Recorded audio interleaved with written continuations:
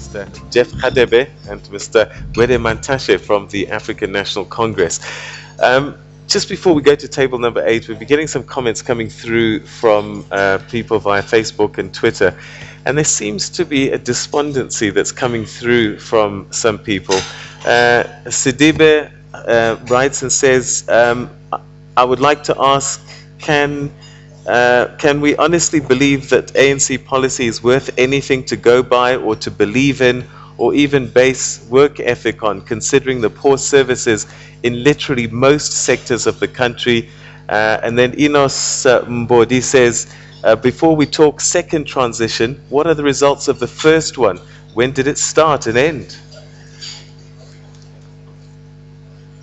Yeah, I'm not sure of the despondency, if is what should be used to measure progress. As I said, one of the weaknesses in the first 18 years was to create a passive society.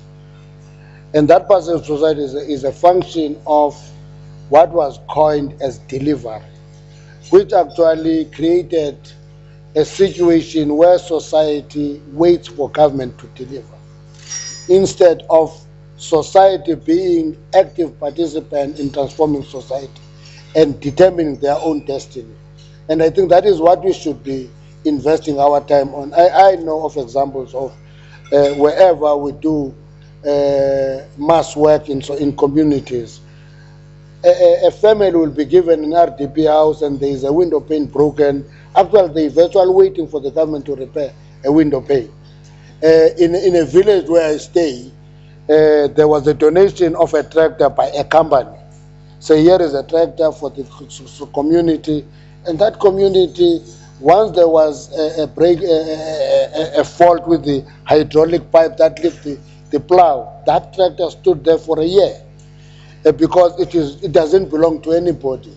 And I think that is the mindset that must be changed, that communities must begin to appreciate that government can do a lot of work, but it can only get results if community itself is actively involved and it participates in determining that destiny. We are failing in that area. That is one area that we should look into if we're going to renew the ANC. All right. I just want to add that that frustration by that person who is a reflective maybe of a lack of service delivery in that particular area, but it cannot be able to undermine the monumental achievements that the ANC government has attained since 1994.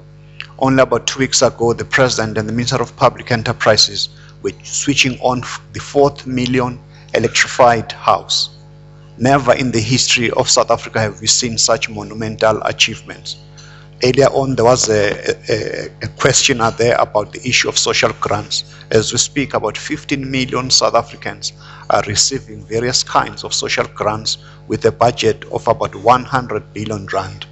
The issue of education for our children, the health services that is being provided, water and sanitation, all these things have happened in 18 years.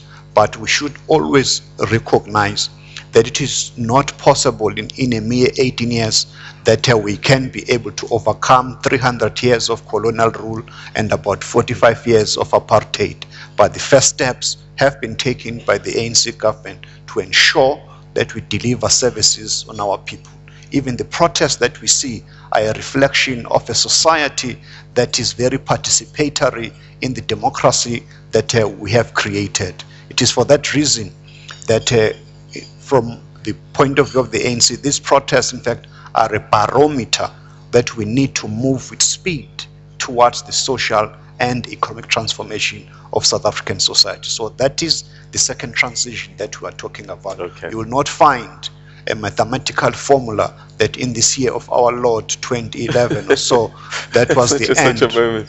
These things happen in phases. Okay. While looking at the next epoch of emphasizing the economy, job creation, skills development for our people. Okay, I think that answered that question quite well. Mr. Gupta, where are you? Atul Gupta. Hi, good morning, comrade. I just wanted to ask, I'm hearing from 18, I'm from IT industry. but hearing from 18 years, the regulatory authorities will do something to cheaper the internet access to common man on the street. But I'm not seeing any policy development towards regulatory authorities. Internet's still very expensive. Previously they said not Europe, not US, but now comparatively to India, Asia, they're very, very damn cheap. But South Africa is still one of the highest charges, highest spectrum, TV, entertainment. So I just wanted to know when the policies will move towards this direction, and rural area people can have access to internet and all at most affordable prices. Thank you.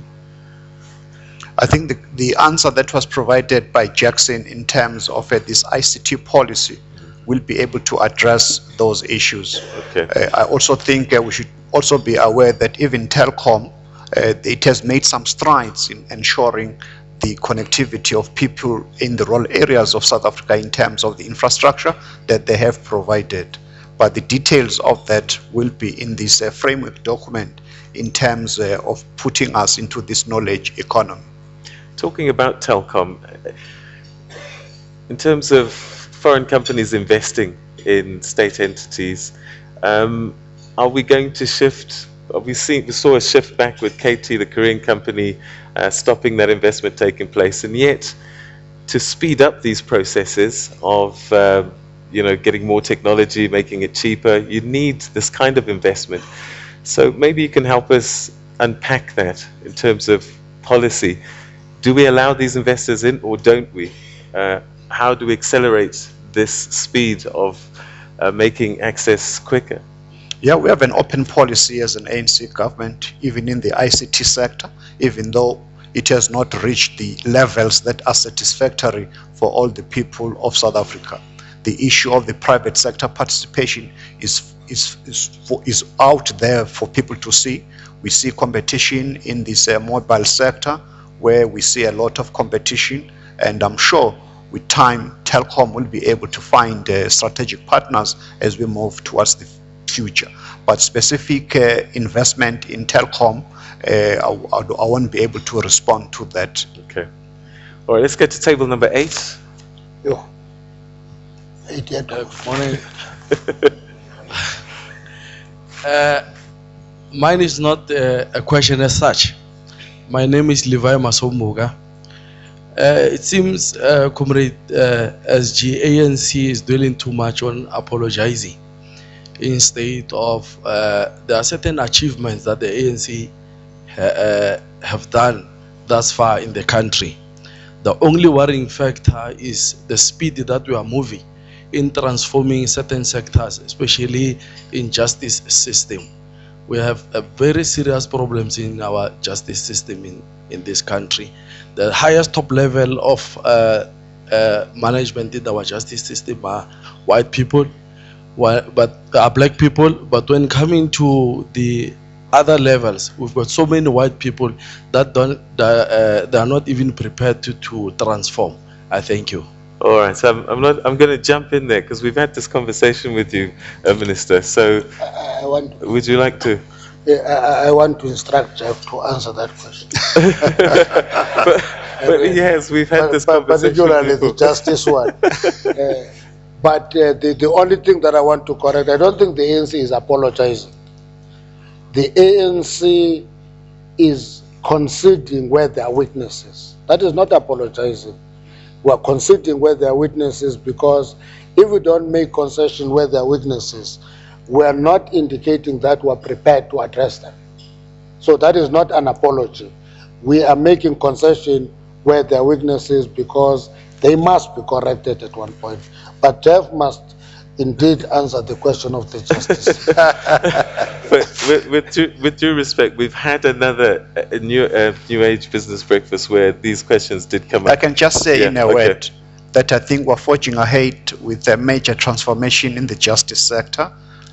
2 weeks ago, you were hosting us in terms of transformation of the state legal services that is going to see a revolution in South Africa, with more and more legal work being given to previously disadvantaged practitioners, especially women. We see Parliament last week, we presented the legal practice bill, which is another transformative area. the issues around the judiciary as a whole, I think there's a monument of information out there with our desire to ensure that the judiciary must reflect the demographics of our South African rainbow nation. All right. With that point, we're going to take another quick break, and when we return, I'd like